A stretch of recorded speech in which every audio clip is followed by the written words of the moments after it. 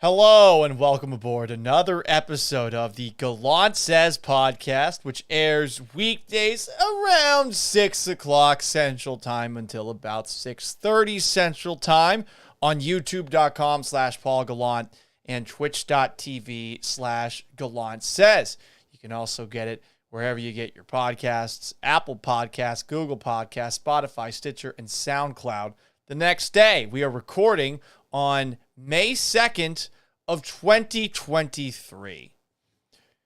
I want to start off by giving somebody a lot of credit because I think that they just officially pulled off, man, can I say the greatest when Antonio Brown exists? I don't know, but one of the great years in sports asshole history. Give a round of applause for the one and only Dillon Brooks, who you probably had never heard of until a year ago. Maybe a little ambience in the background will set the mood.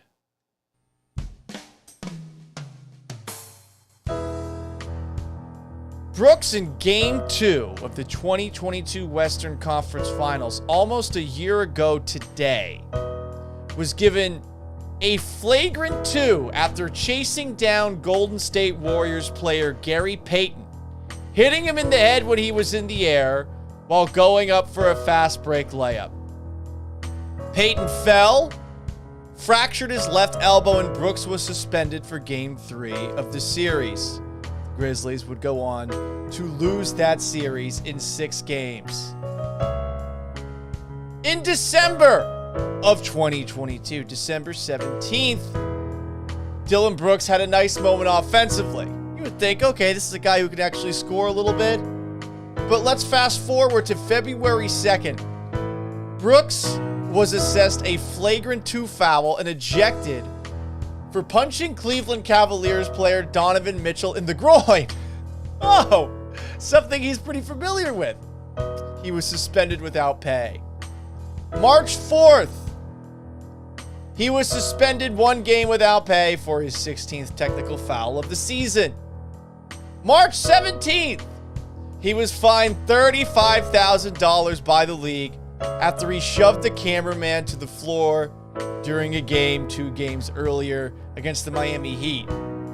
On March 21st, Dillon Brooks was suspended for 1 game without pay for receiving 2 more technical fouls, which pushed his total to 18 for the year.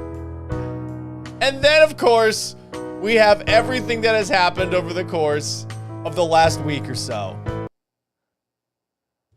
Holy shit, did Dillon Brooks make a mess of his life in this series between the Grizzlies and the Lakers. Let's just start off with the super infamous moment that led to pretty much the entire sports world uniting against this guy.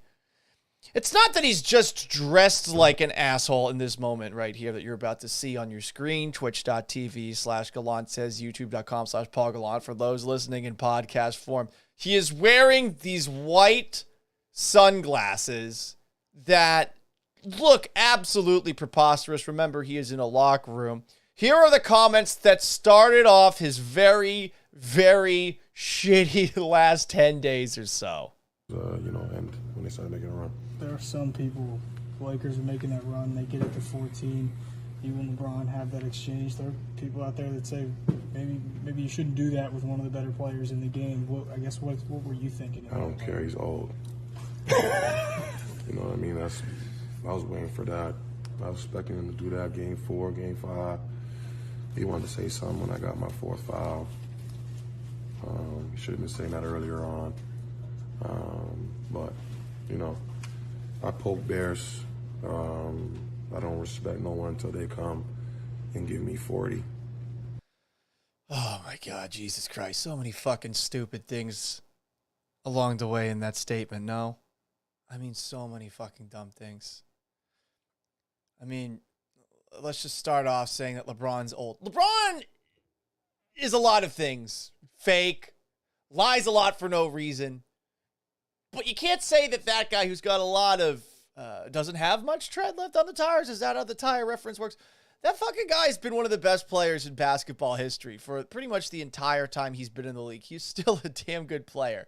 So you're going to say this going into a series when you, the Memphis Grizzlies, are renowned for being a bunch of shit-talking frauds.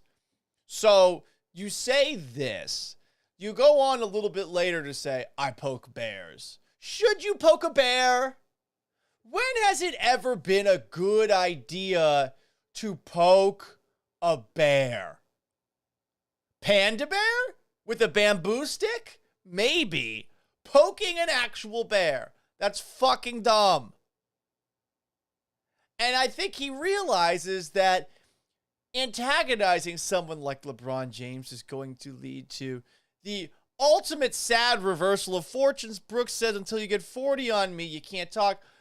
The Grizzlies lost their closeout game by 40 points. So in the very next game that Dillon Brooks and the Grizzlies played against the Lakers after winning that game 1, LeBron destroys Brooks. And after the game, Brooks refuses to speak to the media, which is only going to make things worse. The next day, he decided, you know what? I've had a change of heart. I am going to speak. I am going to show the media what's what. Here he is a couple of days later.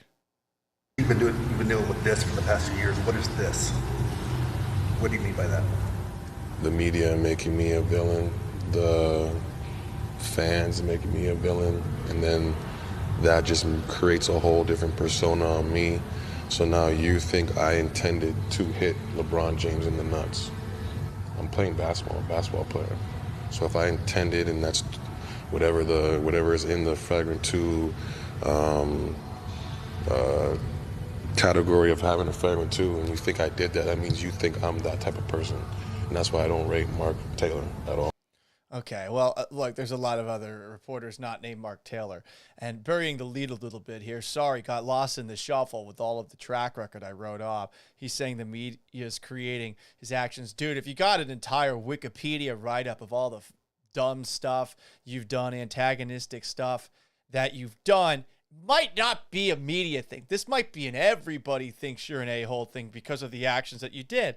And in that game, he was ejected, perhaps baited by LeBron James, who definitely embellished when he incidentally, I think, hit LeBron in the nether regions. He gets thrown from the game. And from that moment on, everyone's just looking at Dillon Brooks like he's a giant a-hole. And then he comes out after not meeting with the media, blaming the perception that everyone has of him on the media. Look, Dillon, I mean, stop flagrant fouling people. It's that simple. You broke a dude's elbow, you punched Donovan Mitchell in the groin, and you punched LeBron James in the groin, all in the same calendar year. So after the Grizzlies ultimately lose to the Los Angeles Lakers, here is what Brooks had to say.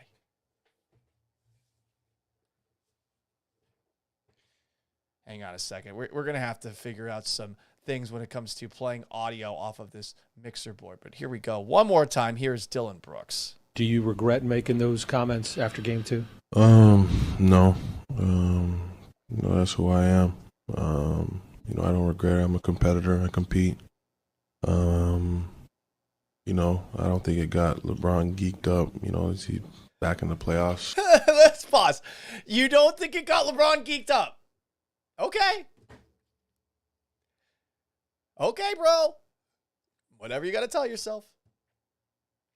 Skeeter on Twitter says, on youtube.com/Paul Gallant says, bring him to the Rockets. We need culture. Do you want the Rockets culture to be that of a 6th grader in a locker room committing chemical warfare crimes upon the locker room by spraying Axe everywhere and the occasional sacking somebody? I don't know if that's what we want young Jalen Green and young Jabari Smith Jr. to be doing it. I'm not implying that's what Dillon Brooks does behind closed doors. He did say he pokes bears. Kind of weird thing to say when you think about it. Back to the actual topic at hand. I don't think that's going to help the culture out.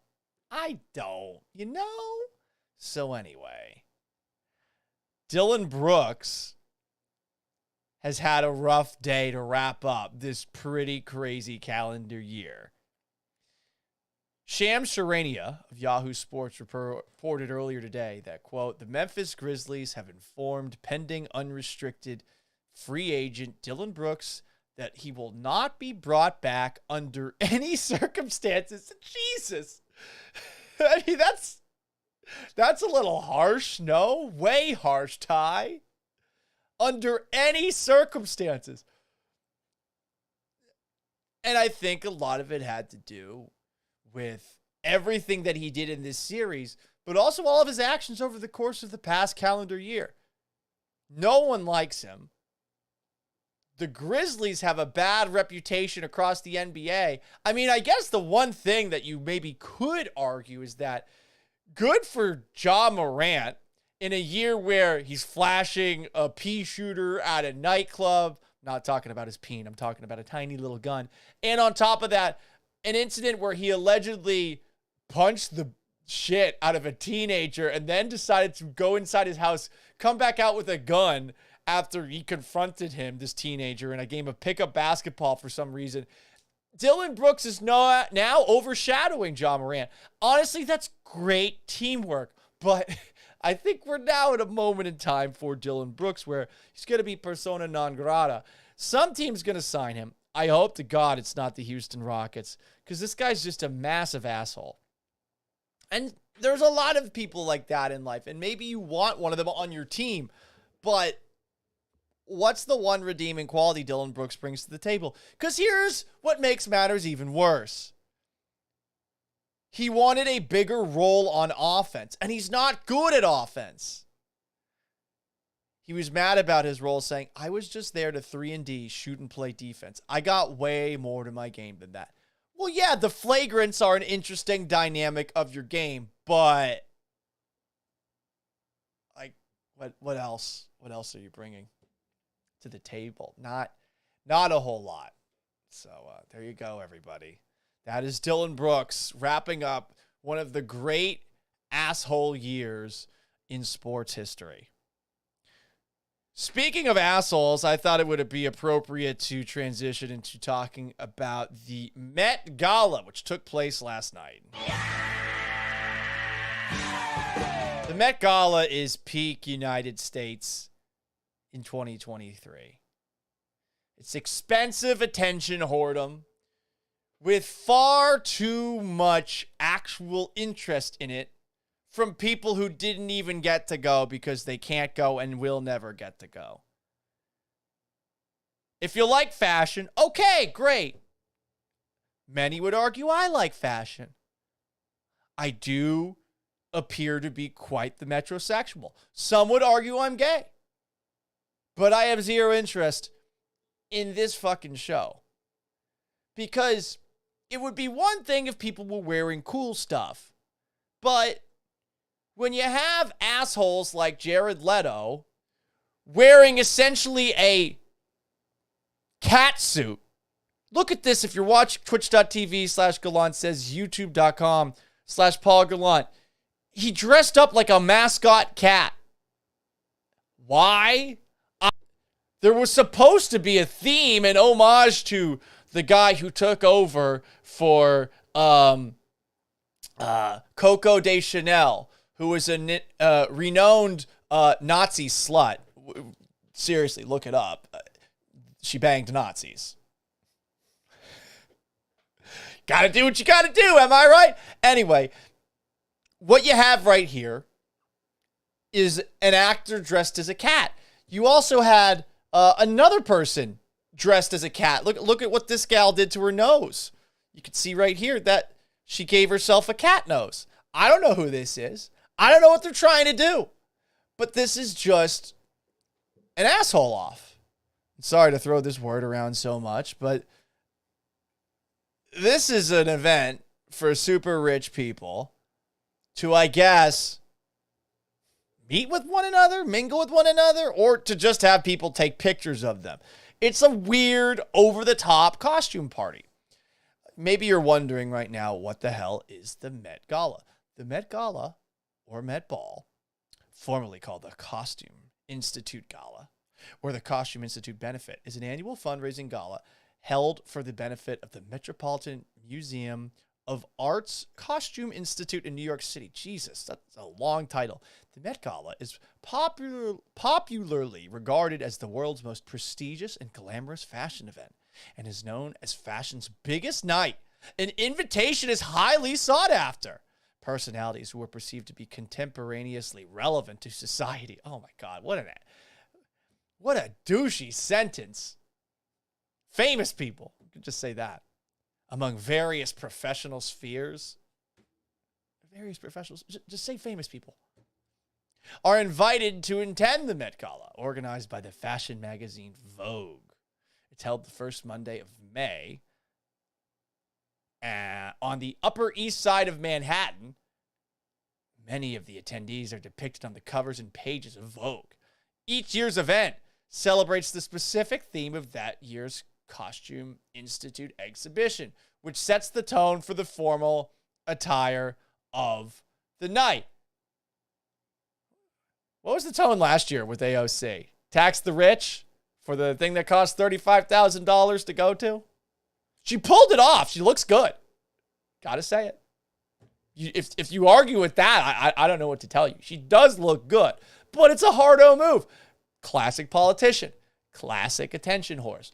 2023 peak American society.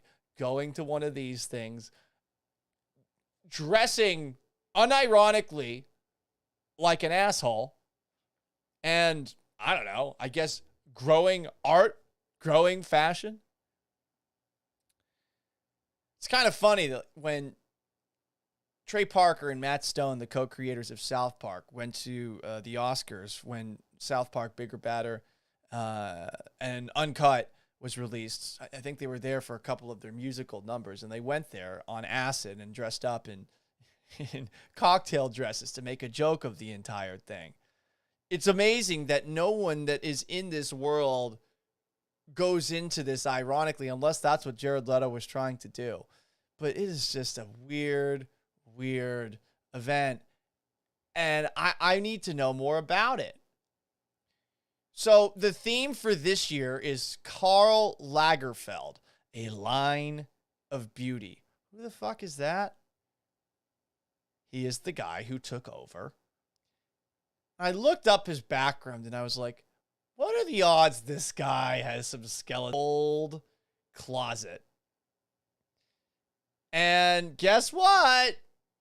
Doesn't take that long to find it. So I went on his Wikipedia page, literally in the middle of a segment on the radio today, because I was talking about this on my show on ESPN 97.5 and 92.5.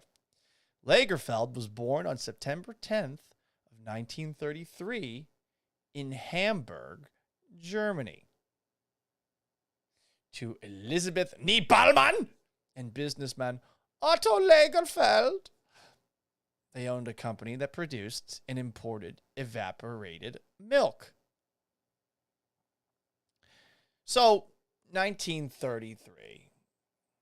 It's an interesting time to be born in Germany, that's for damn sure.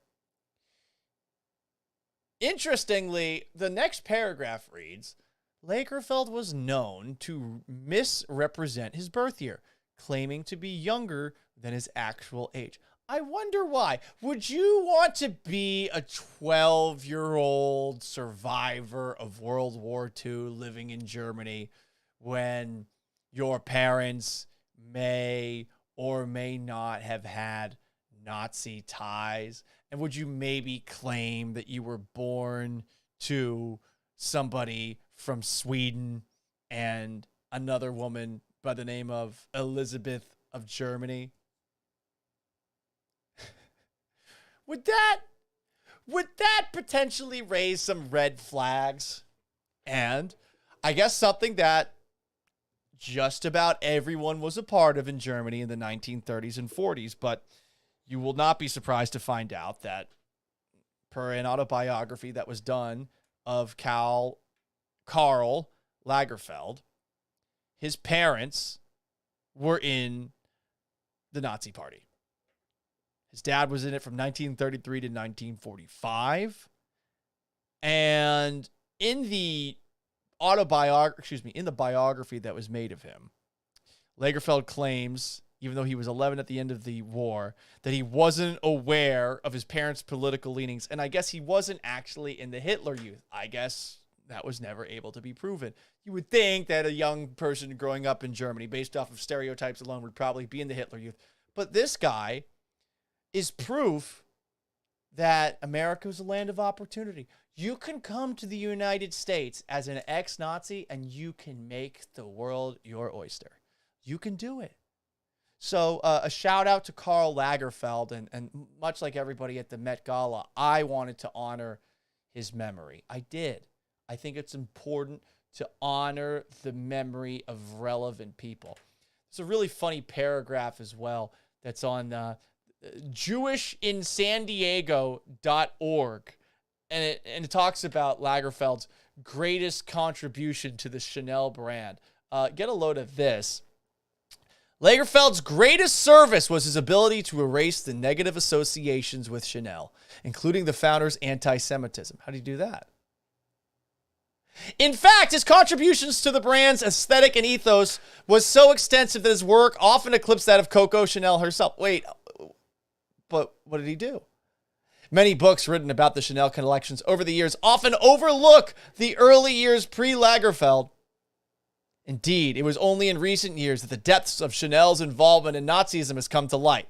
Lagerfeld made the brand so iconic and inclusive that it was easy to forget that Chanel was a racist who was banging Nazis. And it doesn't say it quite like that, but that's essentially what this article is implying.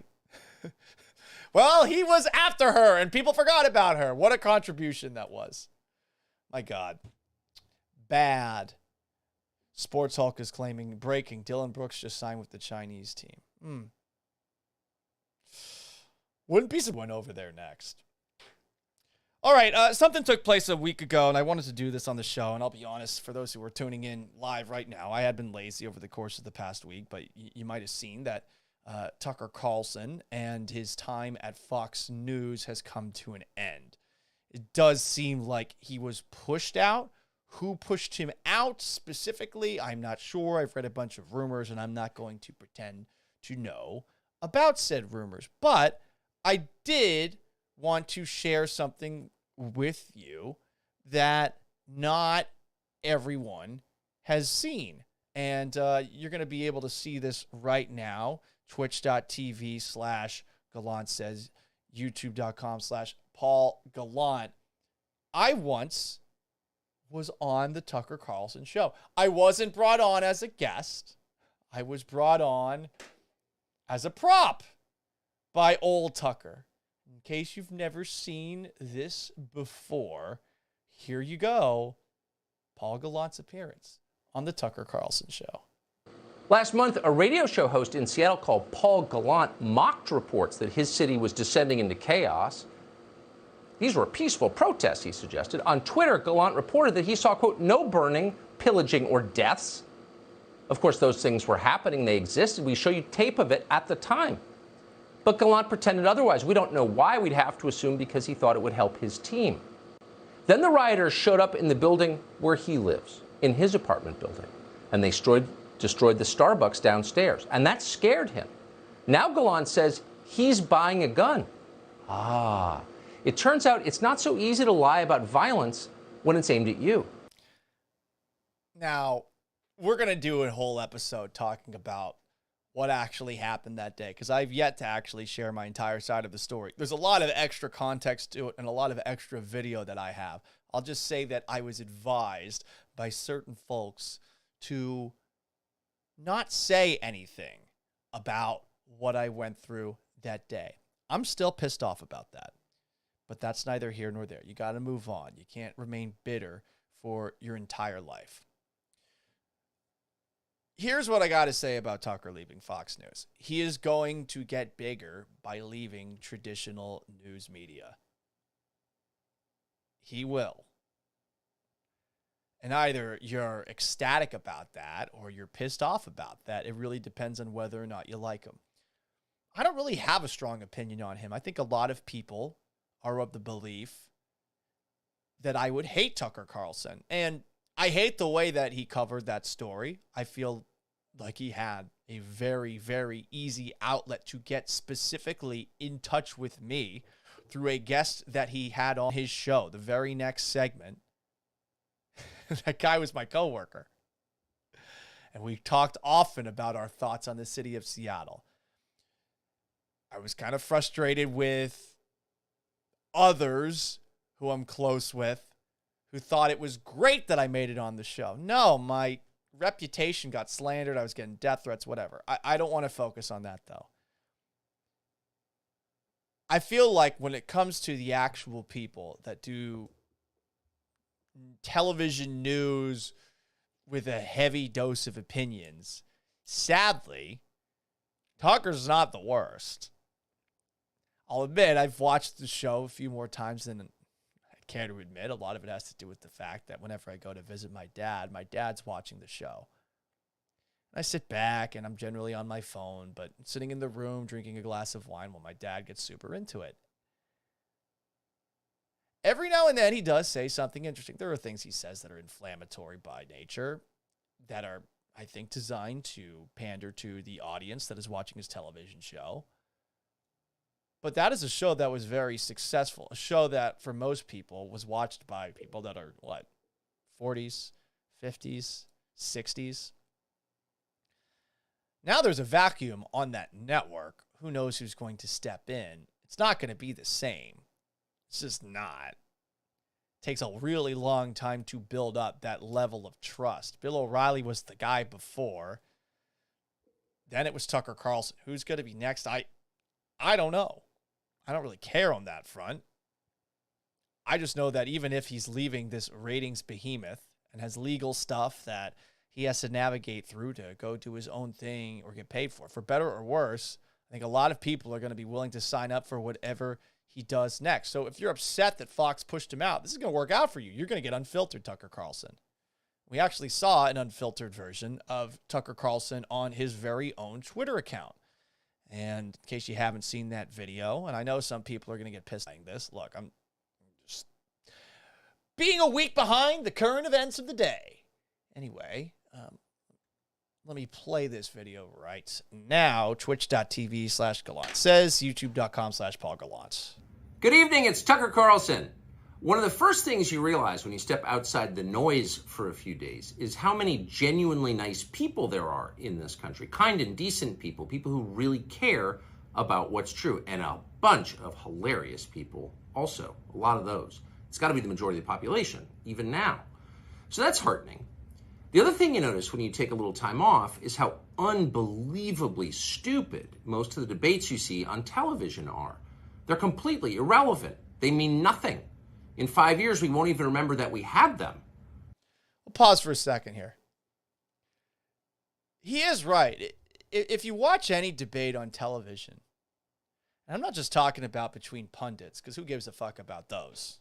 Whether it's First Take, a sports talk show, or, I don't know, some other version of this. What you see online, on television, when it comes to debates between politicians is such a disservice. And I get that not a lot of us have a lot of time these days. We're all working hard. We've got families. We've got other things to focus on.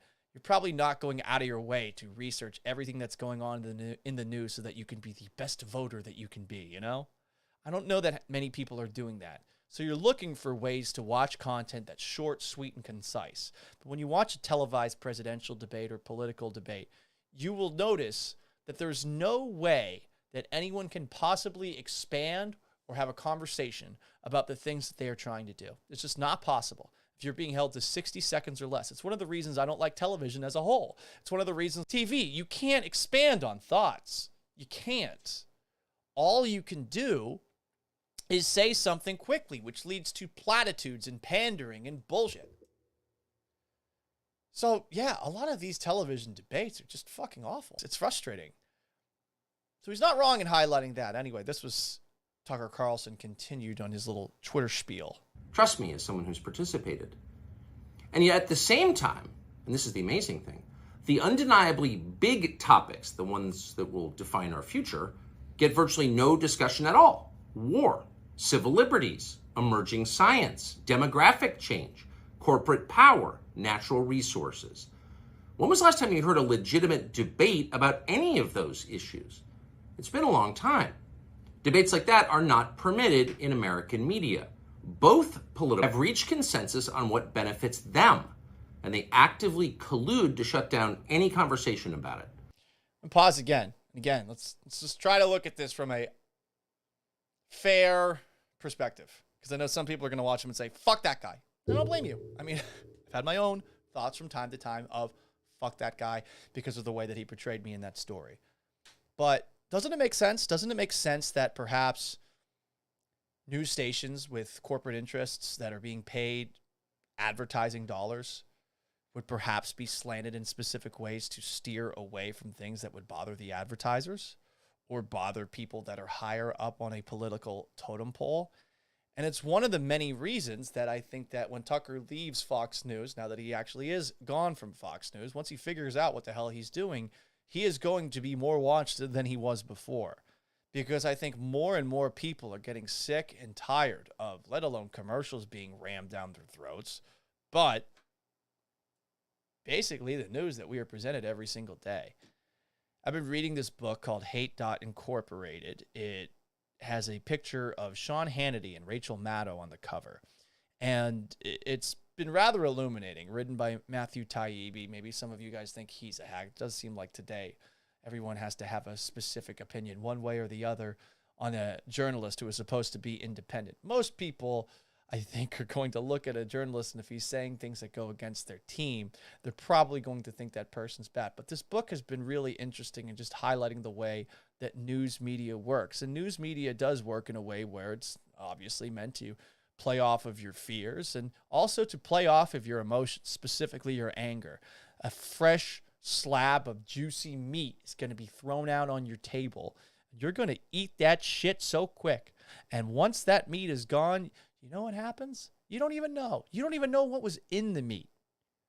You're being given a thing of juicy meat, but in reality, it's a hot dog. It's filled with all sorts of bullshit, probably. And once you actually dissect and dive into it and take a look at the contents, you're probably going to realize weeks later, months later, it wasn't the best idea to go as hardcore in on that disgusting hot dog as you did at first, because you're going to know that there were some facts missing from the story. You just saw the glitzy headline, and no one actually did any follow-up research, and no one ever does any of that follow-up research. And that's one of the things that frustrates me about news media. And I don't want to sound like a conspiracy theorist here, but I used to have a great deal of respect for people that work in news media. I used to think that these people were doing a job that actually mattered, and because they were doing a job that actually mattered, that they took things seriously, and there was no way in hell that they were going to perhaps misrepresent the facts for some shadowy figure or for some political party. But then I've learned over the years that that's just not the case. And as someone who's in sports media, thinking that I'm lesser than these people who are working a real job, to see that this has been the case all along has been rather disheartening. So it's one of those things that you might hate Tucker Carlson, but he outlined some good points there. But I might be getting too far into the weeds here. So I want to play something for you to get us on the way out. I used to listen to this podcast called Come Town. It's no longer called Come Town. It's a funny name, right? It is now called The Adam Friedland Show. There's a bunch of comedians on it. You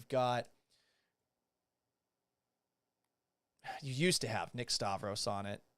You had Nick Mullins. Check that, Nick Mullen. I always confuse Nick Mullen with Nick Mullins. And then you have Adam Friedland. Nick Mullen is the funniest person, I think, on that show. He does incredible impersonations. And one of my favorite impersonations that he does is one of Tucker Carlson. So I figured that would be a good way to hit the road. Hang on a second. Let me transition over to it. There we go. This isn't a joke. There's naked pictures of me all over the internet. Like what you see? I hope you do, because there's plenty more where that came from. What is going on? Who's jacking off to this? It's not me. Maybe it's you. Maybe it's your family. So when I started doing impersonations of Tucker Carlson on the air, this was essentially just a really high, a very low quality ripoff of Nick Mullen's Tucker Carlson impersonation. But Nick Mullen is fucking hilarious, and I very much enjoyed that show. Anyway, yeah, we're going to see what ends up happening to Tucker Carlson, but I imagine he is going to grow bigger in power. If Joe Rogan is somehow a voice that is looked to for rational thought in 2023, do you think a former journalist who was getting massive ratings on an overnight television show might be able to do the same thing? If he's able to figure out the new medium, I think he will, and you might not like it, but I don't think he's gone by any means. And some of you guys were a tad too celebratory with that. Anyway, let's take a look at the comments section before we hit the road. Twitch.tv/Gallant says, YouTube.com/Paul Gallant. It seems like a lot of the people from ESPN 97.5's Twitch channel have come over to hang out. Basketball Maven saying your internet isn't working that good. Yeah, that has been a problem today, and I apologize for that. It has been not very good. We're going to try to figure that out. I've been having issues all day with it. I was doing a streaming call a little bit earlier, and something was up with it. So we'll try to get that fixed. Hopefully the show wasn't too much of an absolute shit show. But big thanks to everybody who tuned in. We do it weekdays, 6 to 6:30, twitch.tv/Gallant says, or youtube.com/Paul Gallant. It's available in podcast form, Apple Podcasts, Google Podcasts, Spotify, Stitcher, and SoundCloud. Until tomorrow, 6 o'clock. So long. Farewell. Have yourself